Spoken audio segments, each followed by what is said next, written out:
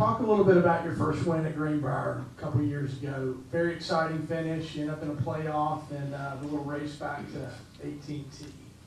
Well, I played good the first few days and got myself in my first final group. When I played good at transitions, I was in the second to last group and never really had to deal with that waiting around and knowing that you were one or two off the leader, this and that.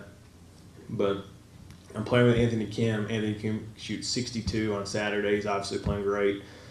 And it's my first final group, and he's won 3 or 4 times. And so obviously I know the odds aren't really in my favor. And I'd hit it great off the tee, was #1 in driving accuracy, done everything you need to do to play well. And I come out the first 9, I'd hit 1 fairway and shoot 4 over. And I had secured my card. I'd made enough money where I knew I was going to have a job the next year, but it was more or less, hey, let's try to bump it up and try to get some money in the FedEx Cup and all this and that to, further my way into the playoffs. And we made the turn. I told my caddies, like, man, let's just, try to give ourselves a position to finish in the top 10. And I reeled off a few birdies, and we hadn't looked at the leaderboard or anything like that. And the Greenbrier course is unique in a way that when you play it, you're like, man, there's some really low scores can be had out here, but you look besides the first year, been relatively, benign numbers in terms of what the golf course really looks like from tee to green. And, we got to 16, I made birdie, and, next thing you know, we got a chance to win. And obviously to birdie 18 twice and have an opportunity to win my first event is obviously something I'll never forget. That win gets you in the Masters the following year. Obviously, that was a huge goal of yours to play at the Masters. Talk a little bit about your Masters experience. My Masters experience was, honestly, I didn't know if I was going to get a chance to play.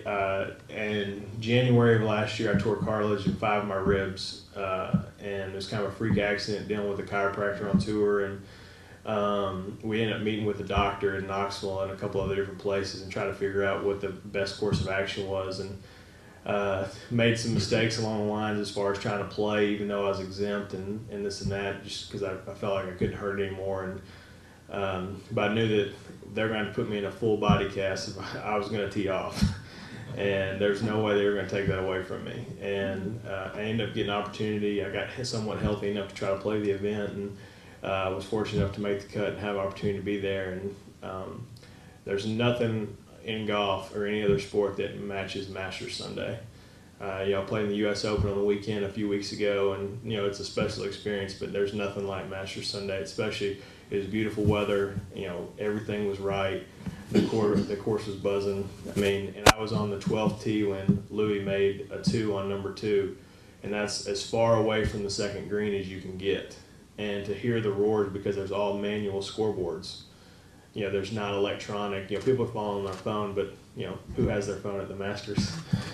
And I remember they put the score finally on the 11th green right there beside the water, and it took us 10 minutes to be able to hit our tee shot on 12. And that's not a shot you really want to stand over for a long period of time. And that's one sound I'll never forget. And a feeling, even though that I'm in 30th place or whatever in the tournament, you still get chill bumps just because, I've never heard a place erupt like that.